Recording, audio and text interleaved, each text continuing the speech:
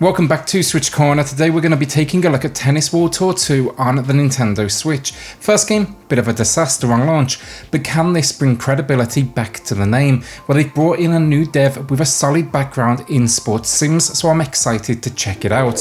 So with that luck, hit subscribe if you love the Switch as much as we all do here, join our growing family, and let's get started.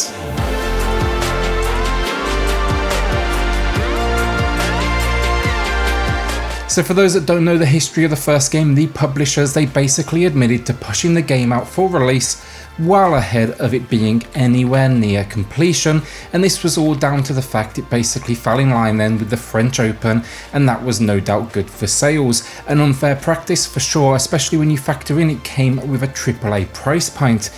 Because of this, I would normally be skeptical of this next entry, but I want to say one thing: they brought on board a new dev in Big Ant Studios, and they've done some games that I really do like, including the recent Australian Open Tennis 2, so I'm heading in with an open mind here as I'm interested to see what they can do with like a more arcade feel. So first off, roster on Tennis World Tour 2 is bringing 38 pros to the table, 12 female, 26 male, but I will add 2 of these are locked behind the Legends DLC, and these are Gustavo Kuerten and Marat Safin. To top this off though, then you also get a character creator. This is limited with about 10 or so options across each category, so think like faces, noses, hair type, you know the drill. Basically you won't be building your likeness here, but there's still a decent system in here, so you can at least get a little bit creative. So when it comes to game modes, we get 5. We get exhibition matches, career, tournaments, online play, and then a 12-stage tutorial to guide you from beginner to advanced. Breaking these down, exhibition can be played single player or local, and can be played with both singles and doubles. The latter is a new inclusion for the series and an absolutely welcome one. If you're thinking, but I play solo, don't worry, me too, and the AI partners, they were absolutely solid. Tournament mode then, and here you can play through tiebreak 10s, the Roland Garros, or create a custom tournament of your own making.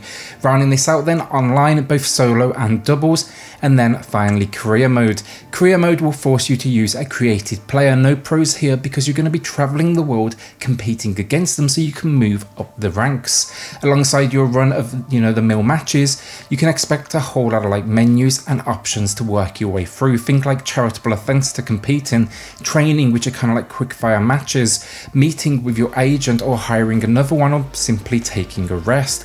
All these options, they build into an XP meter that will gradually boost your creation stats. Simplistic stuff generally, but I will say it kind of captured the spirit of a tennis season for the most part, and there is for sure something satisfying about seeing your name rise up through the ranks. All these game modes then expect customizable options as you jump in, from the difficulty to the number of sets and games. So let's talk the actual core gameplay, and it is solid. First, there's 2 control schemes, the traditional controller, that's my go-to, or motion controls. With motion you will still need both Joy-Cons though, as well you will be swinging with that right Joy-Con, you'll still be moving your player with the left. Works decent enough, but as with a lot of motion setups, it's gonna take time to get used to. You'll need to press buttons as you swing to choose a shot type, and you are gonna lose some accuracy, but that is a trade-off no doubt many will be okay with for the entertainment value. Controls here though, they're simplistic as you work with 4 shot types and then movement, but the challenge here really is timing, as you'll be building up power as that ball barrels its way towards you, and you need to release it at the perfect moment, release that swing just to make that connection.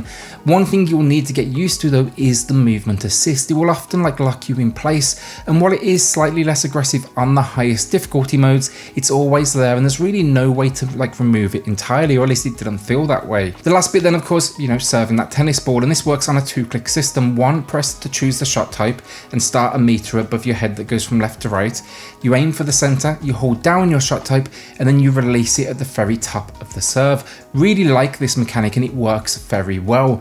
One thing I didn't like though, they've included the option now to dispute calls. You actually get 3 per match, and while I like the idea for realism, I've never been a fan of a game purposely making mistakes that I now need to watch out for. Just want to play tennis, and I didn't need it to take it this far, honestly. So outside of this then, for modes and gameplay, there's the store, and I'm not sold on this personally. Here you're basically going to be buying packs of cards with in-game currency only, no microtransactions, and you'll win this currency through all the different modes. These cards though can then be applied to your player, and they're broken down over 4 categories. You get endurance, power, precision and agility. You'll activate these in match with like a quick press of the D-pad, and while I see what they are going for, it doesn't really build into the like realism of the experience, like, you know, a card that's going to give your flat shot more power for 10 shots or a high chance of your opponent screwing up a serve.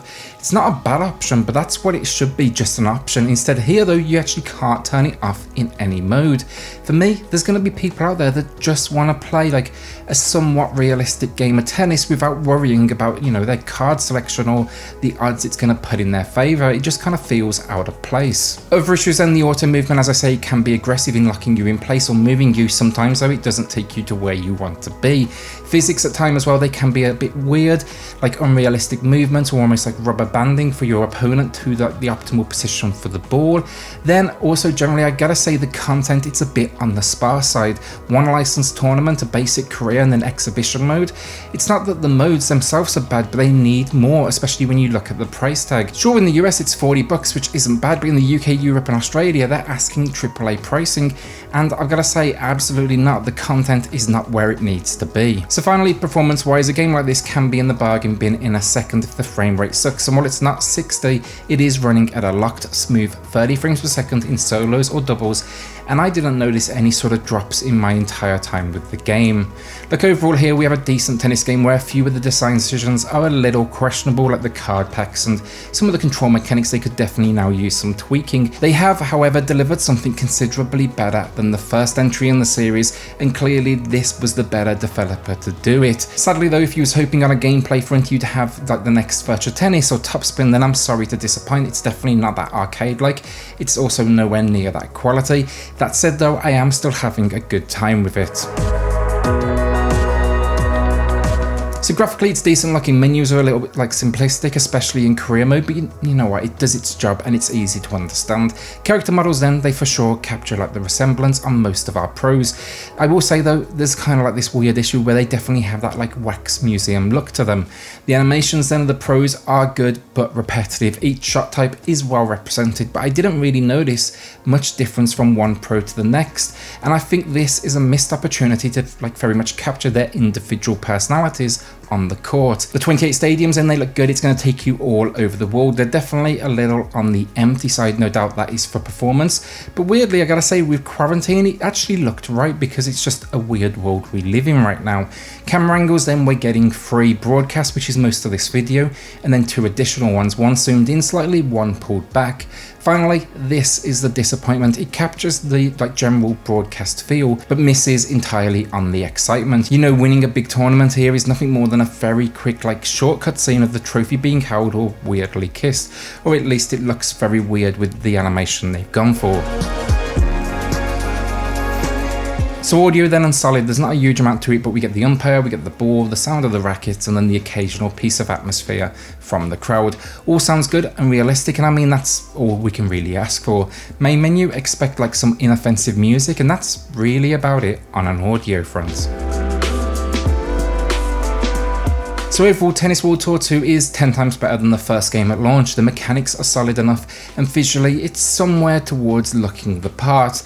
The only issue I have right now is it all feels, you know, a little undercooked. For every good design decision, I feel like there is a miss, or just a kind of weird design decision. Models, they capture the resemblance but look like wax models at the same time. The gameplay is solid, but then the auto control takes over, or the unrealistic like movement shows up, and it kind of breaks that immersion. Then there's only one licensed tournament. Yes, you can set up a custom option one, but it still would have been nice to have seen more. Finally, to extend longevity, you do get the career, and it is good, but it's also basically a whole lot of menus and very little else. The big issue is really it lacks content. You know, it has the options in here for sure, it just now needs to build upon them. We have the start, but I feel like every mode could be extended quite easily just to help like justify that price tag a tiny bit more. Now sadly, as I said, I'm still on the hunt for that next Virtua Tennis or Topspin, and with this one I can only recommend it to the true hardcore tennis fans out there. The question is, I want to see what tennis fans think of like the card system they've introduced. This seems like by far the weirdest design I've seen in a long time.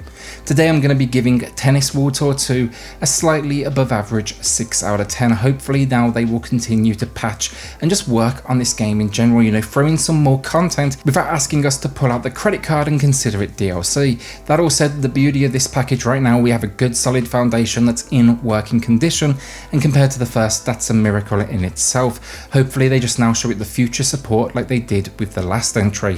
Thanks for watching as always, and a shout out to the patrons of the channel who are just going above and beyond to help support SwitchCorner. It helps more than you know, so thank you all so much. If you do want to check that out for yourself, I've linked it in the video description down below.